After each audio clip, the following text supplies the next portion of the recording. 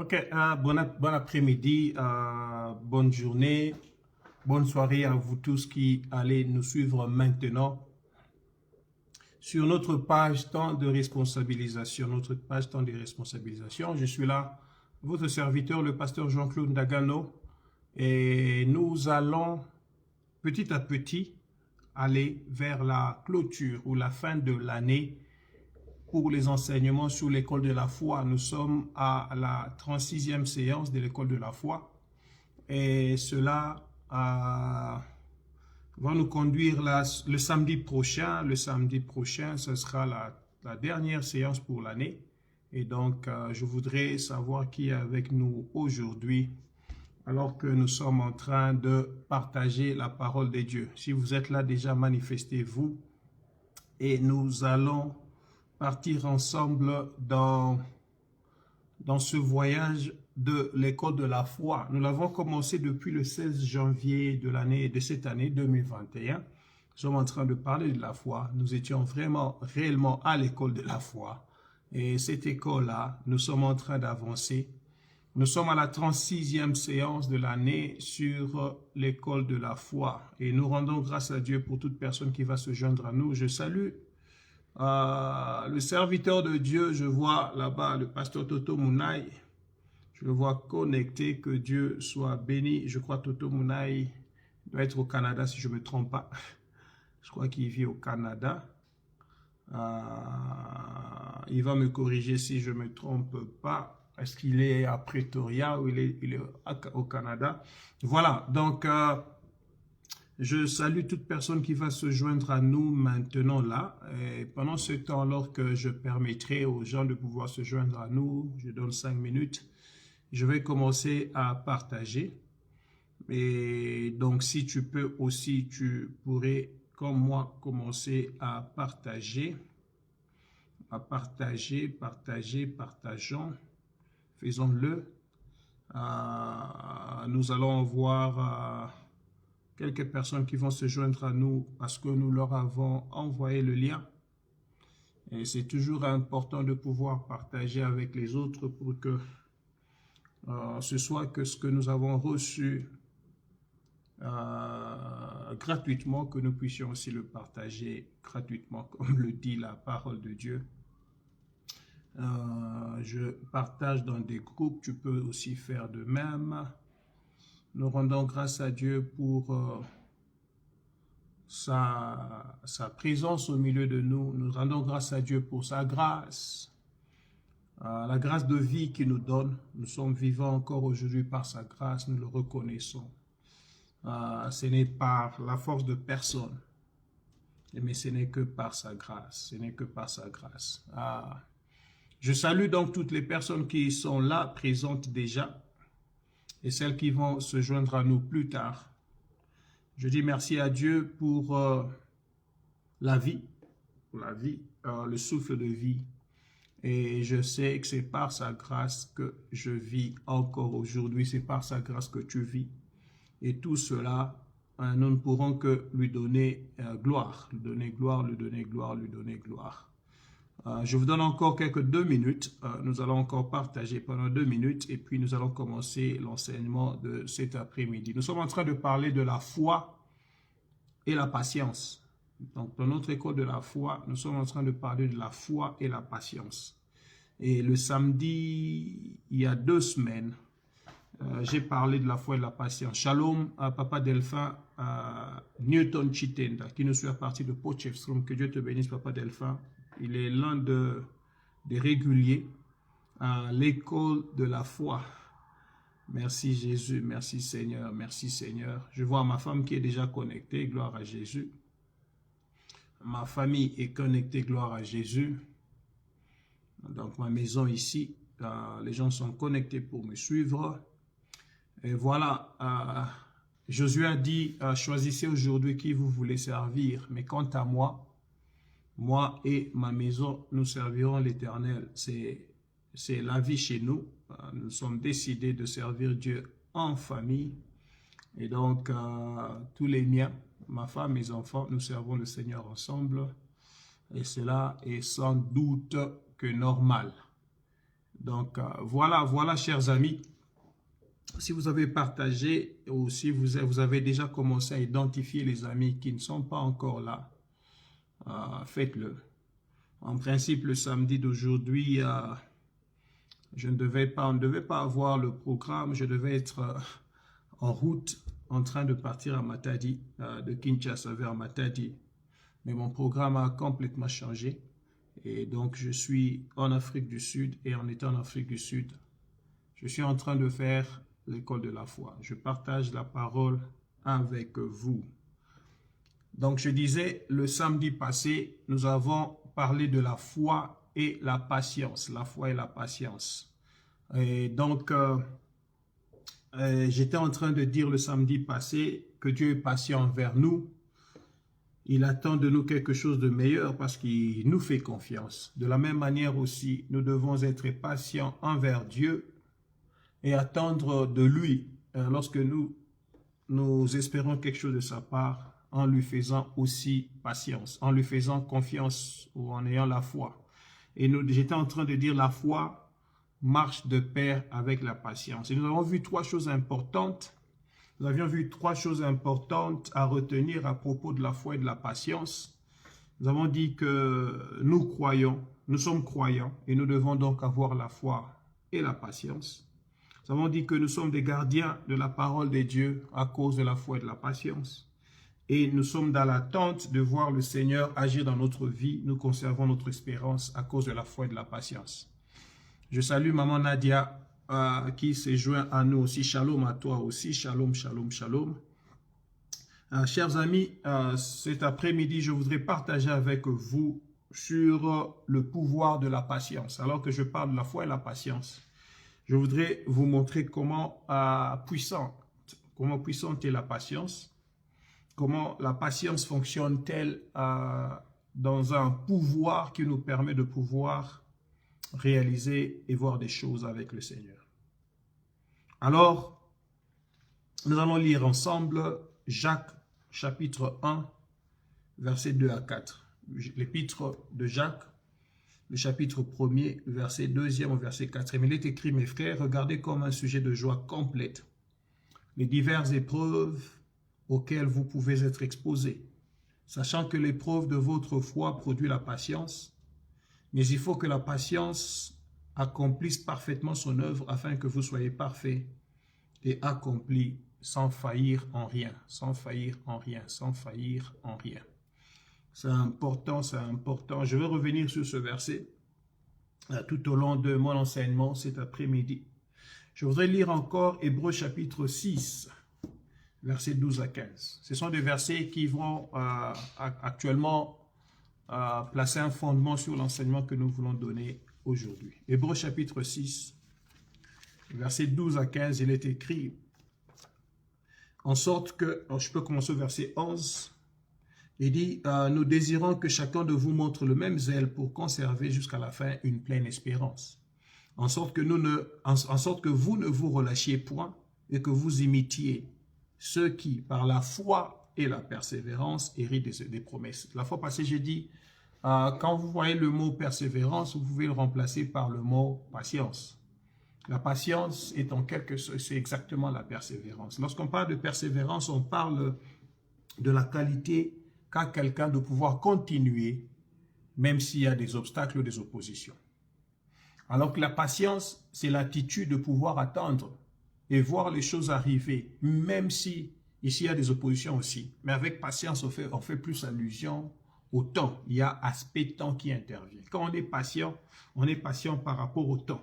Et on est persévérant par rapport aux oppositions qui viennent t'arrêter à ne pas recevoir ce que Dieu veut que tu reçoives.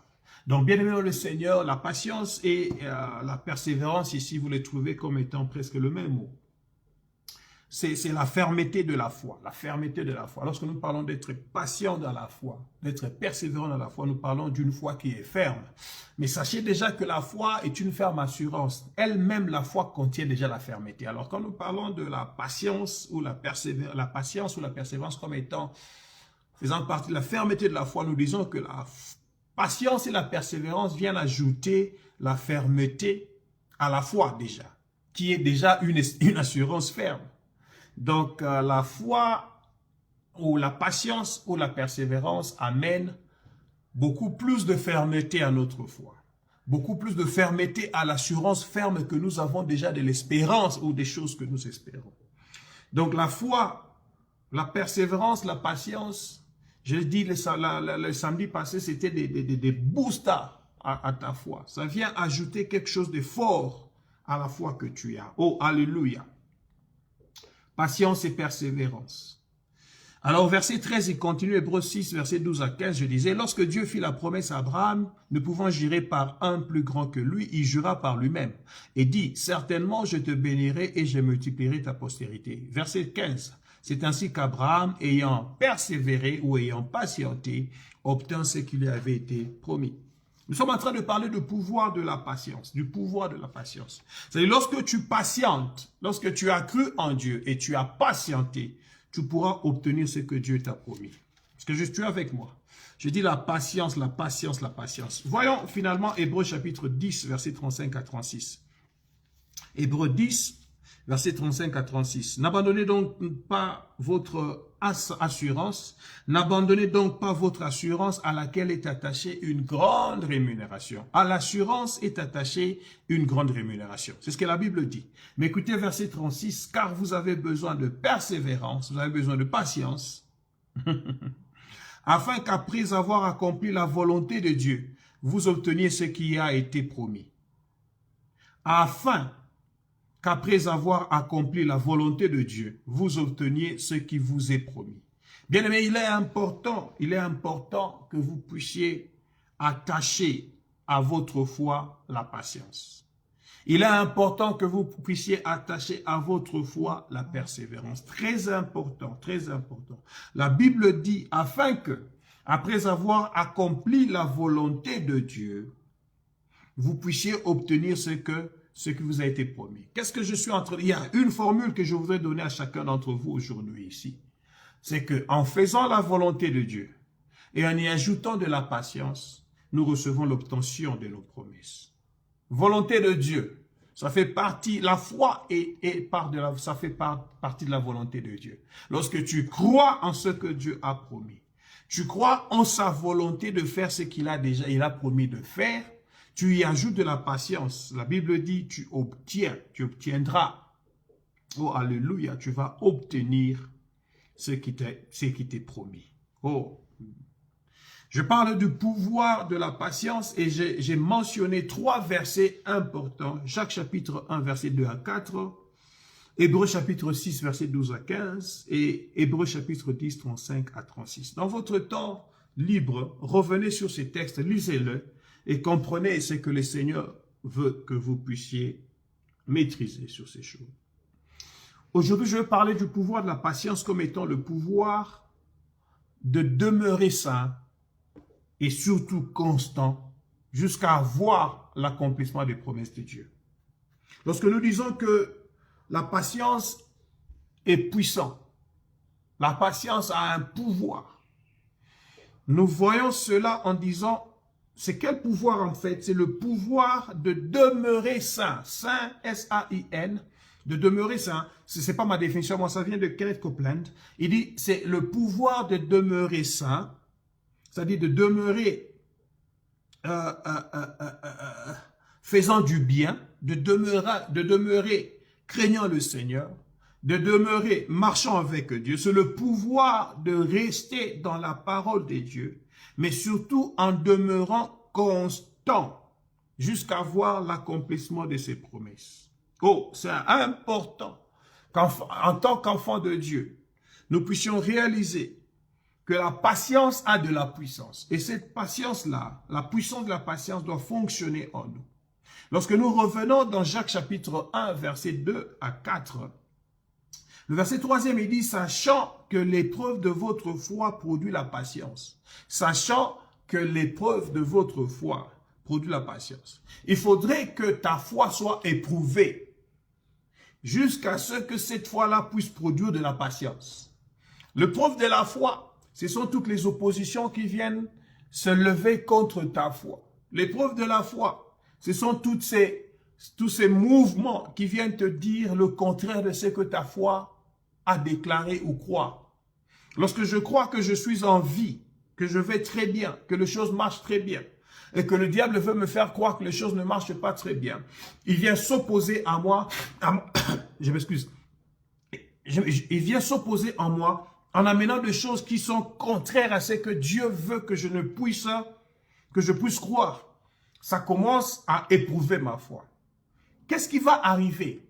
Vais-je me retrouver dans une situation où ma foi est basculée, comme on dit en anglais, shaken, ou bien je veux dire non, je demeure debout, je demeure fort, et je n'accepte pas que le diable puisse prendre un quelconque bénéfice de la chose. Et alors, l'épreuve de cette foi, quand je continue à demeurer debout et je reste longtemps debout, ça produit de la patience en moi, ça produit de la persévérance en moi. Ça me permet de continuer à marcher avec le Seigneur. Mais alors, le verset 4, il dit, « Mais il faut que la patience accomplisse parfaitement son œuvre. » C'est-à-dire, la patience a un travail à faire en toi, à faire en moi. Il faudrait que la patience accomplisse parfaitement son œuvre afin que vous soyez parfaits et accomplis sans faillir en rien. Je voudrais expliquer cette partie de la parole de Dieu. Donc, je disais, ta foi va connaître une épreuve. Ta foi va connaître des oppositions parce que le diable ne voudrait pas que tu puisses continuer à croire que Dieu va te donner ce qui t'a été promis.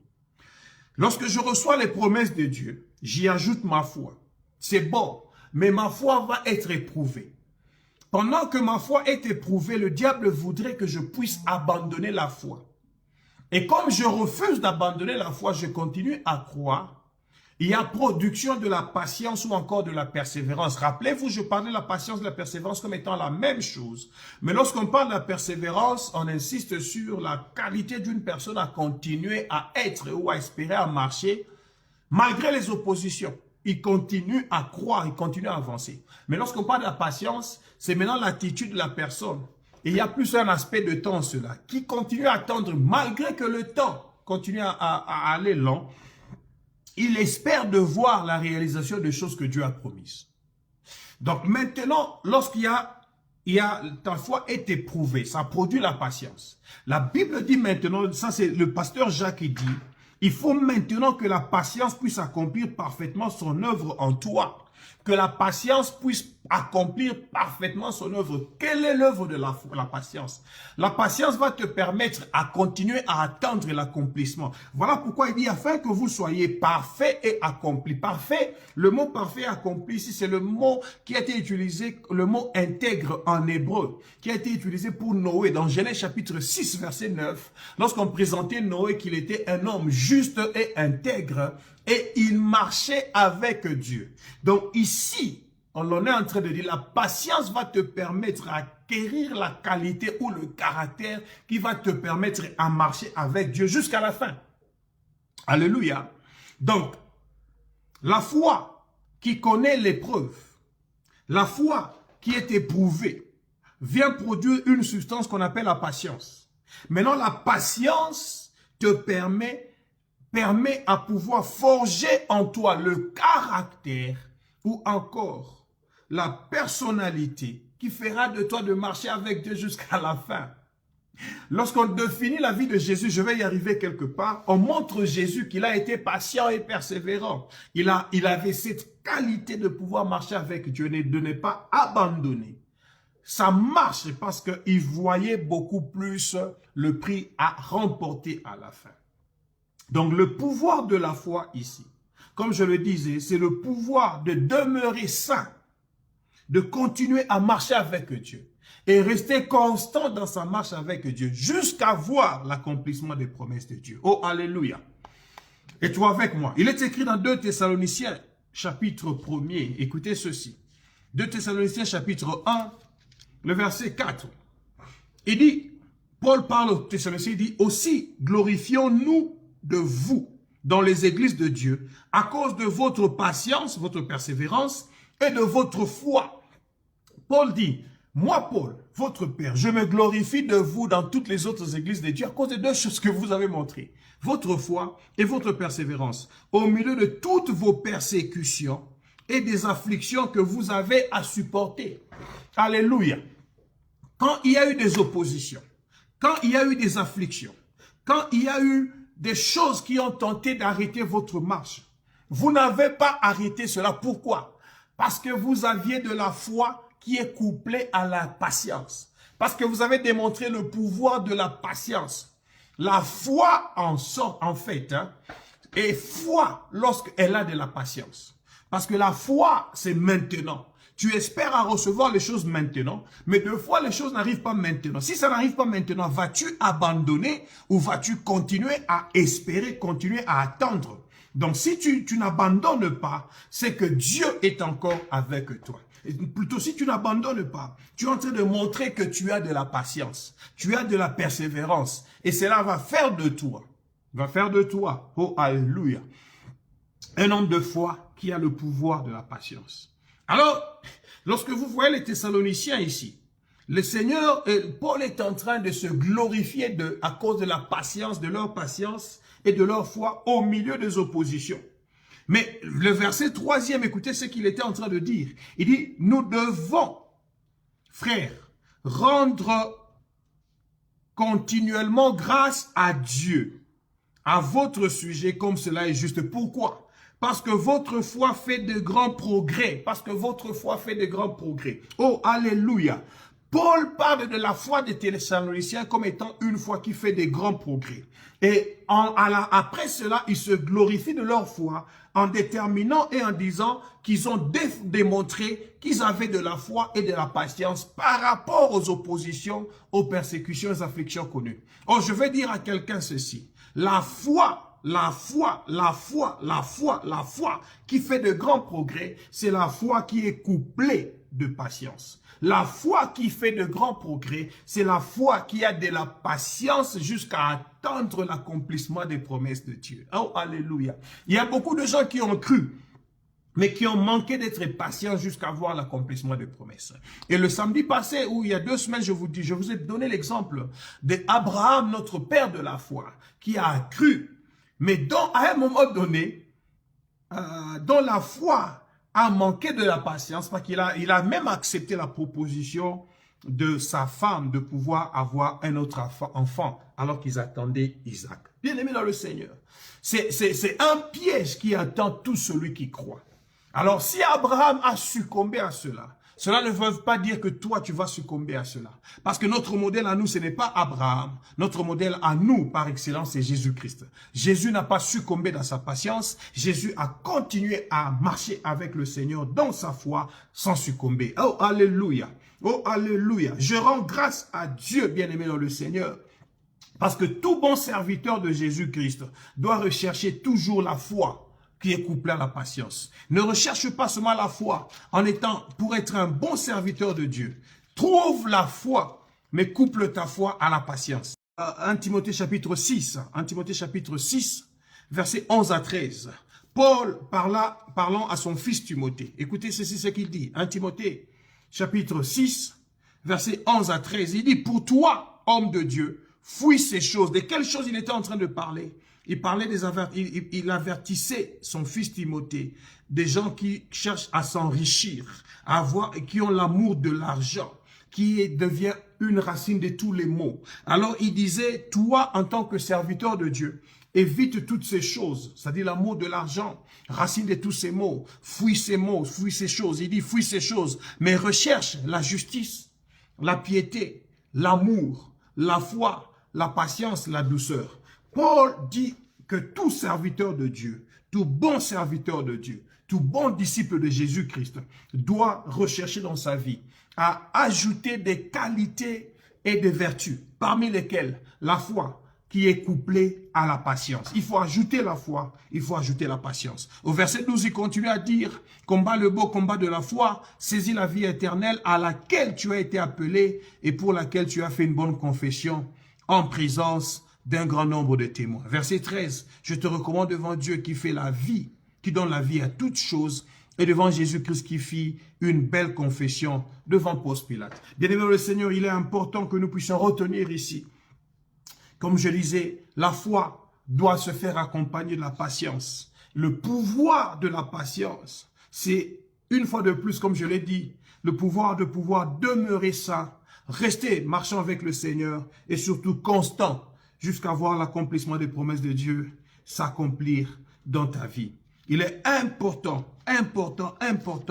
que toi et moi nous puissions savoir que le Seigneur veut que nous puissions vivre le pouvoir de la patience. Le pouvoir de la patience. Et c'est important lorsque nous voyons, nous savons, la Bible nous parle de modèle de la foi, mais il faudrait que nous allions au-delà de vivre seulement le modèle de la foi, mais que nous voyons aussi le modèle de la patience. Lisons la parole de Dieu dans Jacques chapitre 5, verset 10 à 11. Jacques chapitre 5, verset 10 à 11, il est écrit, « Prenez, mes frères, pour modèle de souffrance et modèle de patience. » Oh, je disais, nous avons tous besoin d'avoir des modèles de foi.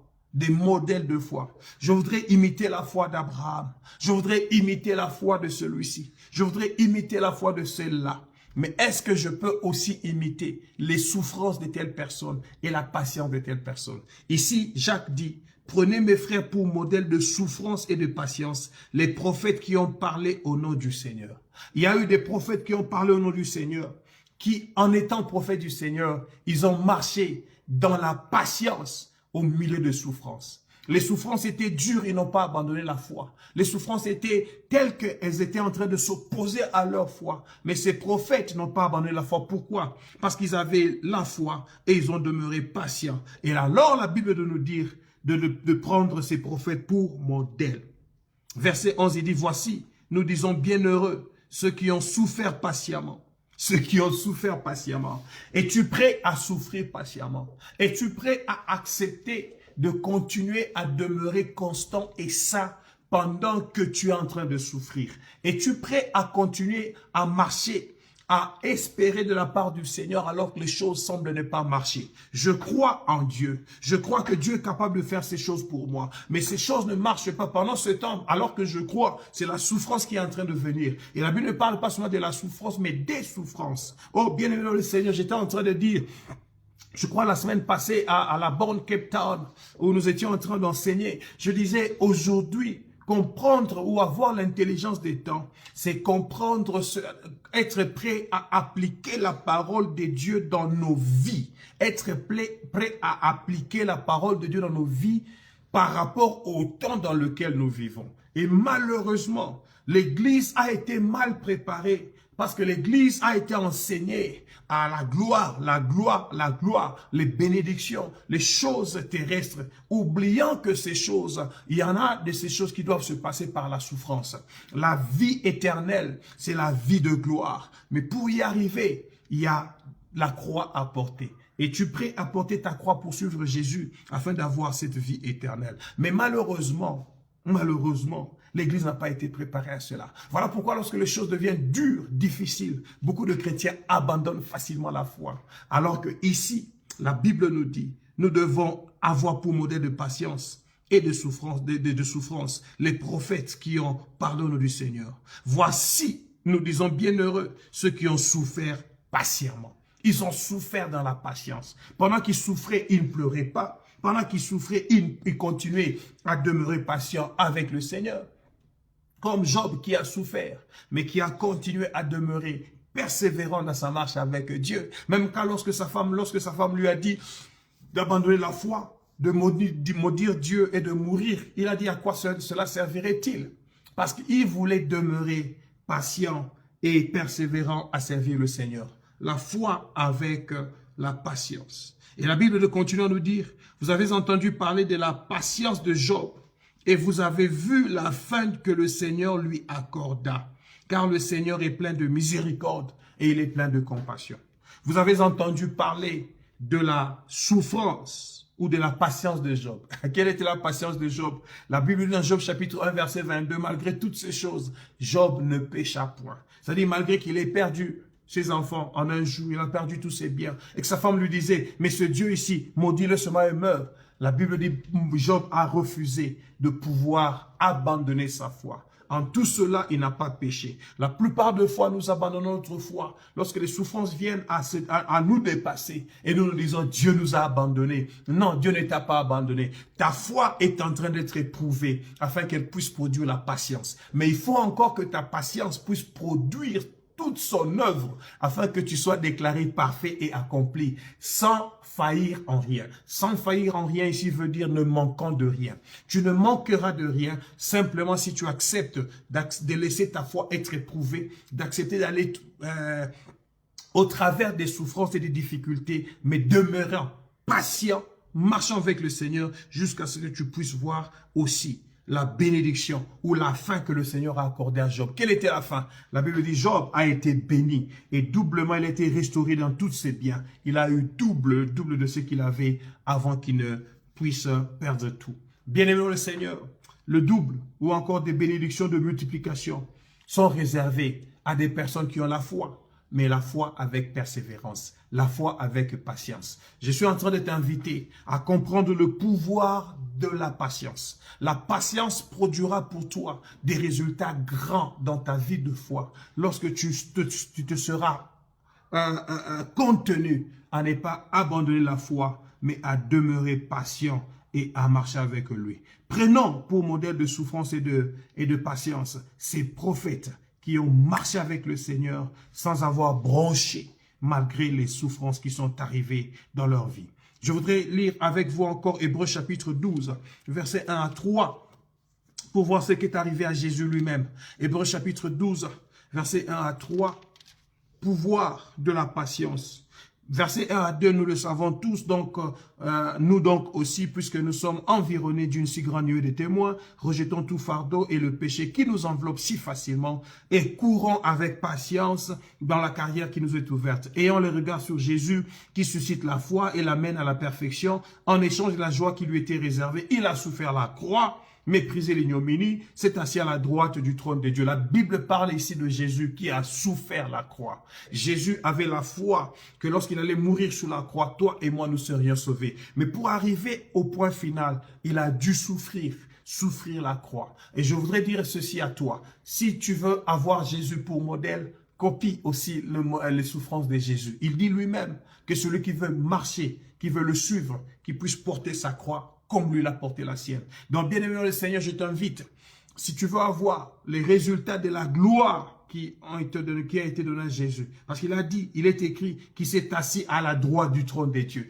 Il est aujourd'hui dans la gloire de Dieu. Mais avant d'arriver là-bas, il a souffert la croix, il a méprisé l'ignominie. Dans sa foi, il se disait, la croix, même si la croix vient, je sais que la croix, c'est pour m'amener dans la gloire. Alléluia.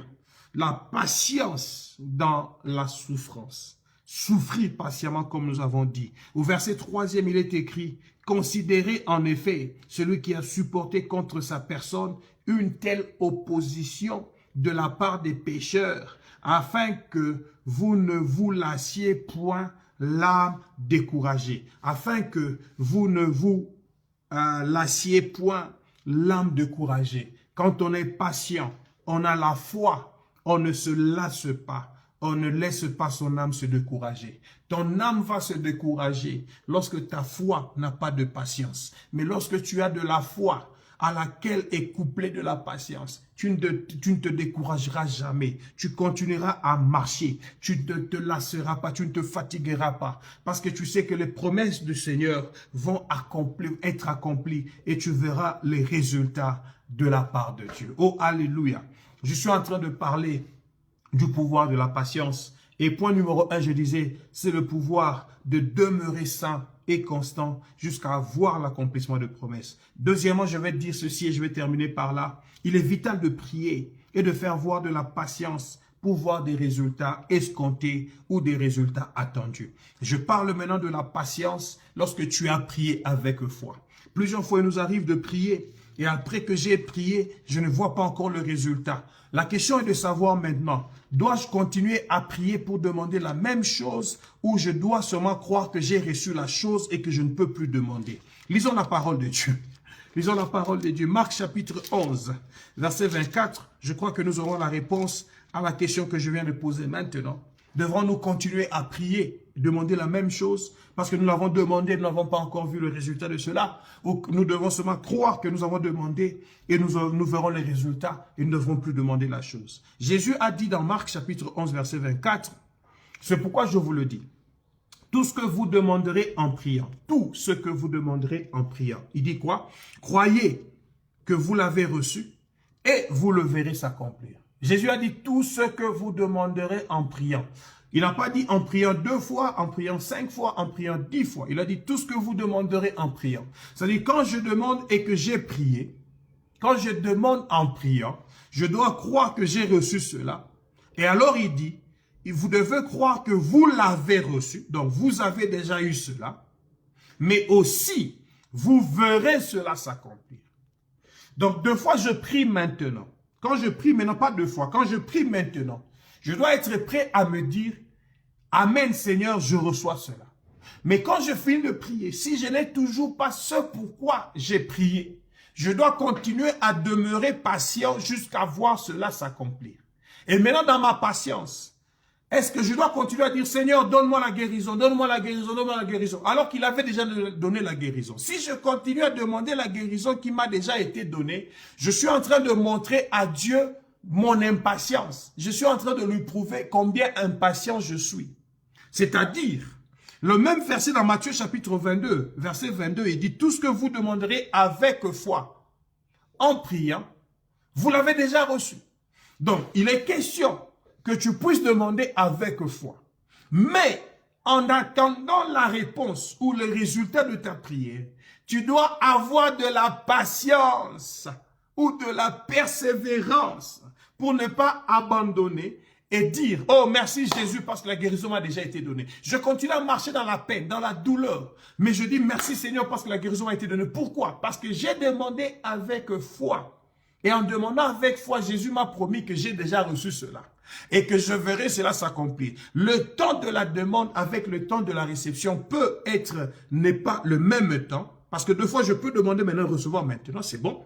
Temps de la réception égale temps de la demande, mais 2 fois et souvent, le temps de la demande et le temps de la réception n'est pas le même.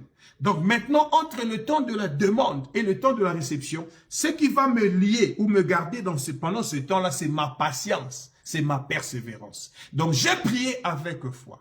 Je crois que j'ai reçu cela, ma foi est là. Mais il faut que je couple maintenant à ma foi de la patience, qui va me garder à continuer, à attendre, jusqu'à ce que le temps d'accomplissement va venir et que je vais voir cela. Mais pendant ce temps, je fais quoi? Je ne croise pas mes bras. Je montre à Dieu que je suis patient, en étant en train de lui rendre grâce. Oh, merci Seigneur pour ma guérison que tu m'as donnée. Oh, merci Seigneur pour ma guérison que tu m'as donnée. Je ne lui dis pas que je suis patient en train d'attendre, mais mon attitude de remerciement, mon attitude d'action de grâce avant de voir la chose s'accomplir montre à Dieu que je suis patient jusqu'à attendre cela. Alléluia. Ce n'est pas la bouche qui le dit, mais mon cœur croit que le Seigneur m'a donné ce que j'ai demandé et que je peux être patient quand je demandais cela. Alléluia.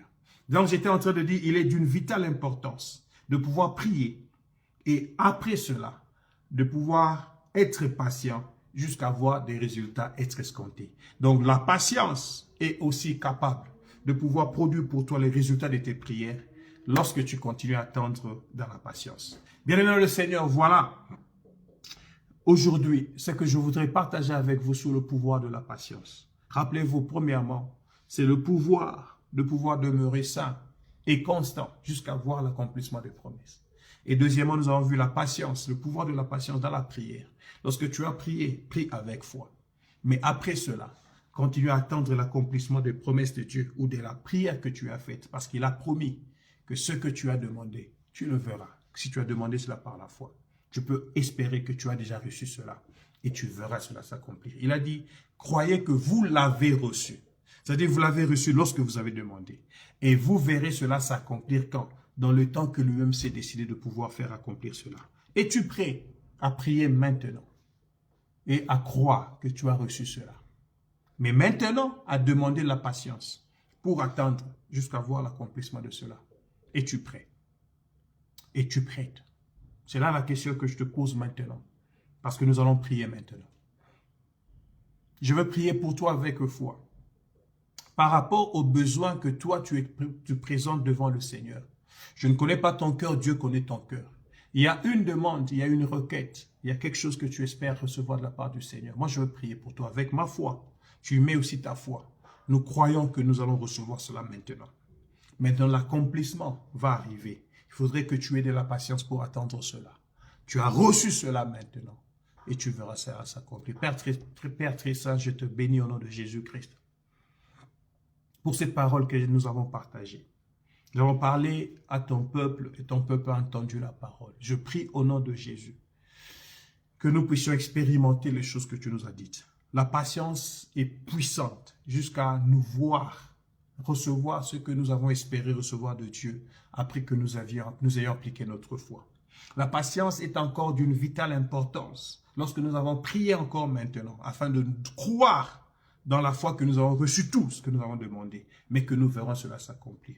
Et la patience va nous garder à aller jusqu'à attendre le temps d'accomplissement que toi seul connais. Je prie au nom de Jésus que ma soeur qui me suit maintenant, que mon frère qui me suit maintenant, qui a un sujet, une demande, une requête et qui l'a faite maintenant, exprime cette demande-là à Dieu alors que je suis en train de prier pour toi. Et cette demande qu'il a exprimée maintenant, je prie qu'il ait reçu cela maintenant au nom de Jésus.